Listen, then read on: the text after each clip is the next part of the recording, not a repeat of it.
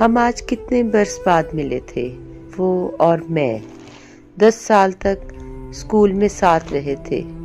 اس کے بعد زندگی کی مصروفیت کہہ لیں یا کچھ اور، ہماری ملاقات نہیں ہو پائی۔ شادی، بیوی، بچے، ملازمت، یہ سبھی زندگی کا محور بن گئے۔ آج ایک ریسٹورنٹ میں ملاقات ہوئی۔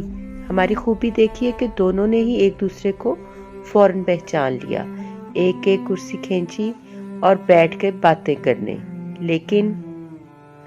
لیکن سب سے زیادہ حیرت اس بات کی ہے کہ ہم نے کچھ یوں اپنی باتوں کا سلسلہ شروع کیا جیسا کل ہی تو ہماری ملاقات ہوئی تھی۔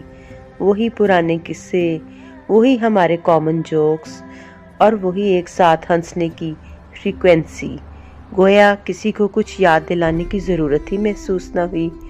پکے یار دوستوں کی یہی بات حسین ہے، روزانہ نہ بھی ملیں تو کہیں نہ کہیں دلوں کا رابطہ رہتا ہے۔ یہ دوستی کا گھر ایسا ہے کہ پتہ بدل بھی جائے تو بار بار رستہ سمجھانے کی ضرورت نہیں رہتی۔ چینل کو لائک کرنا اور سبسکرائب کرنا نہیں بھولنا۔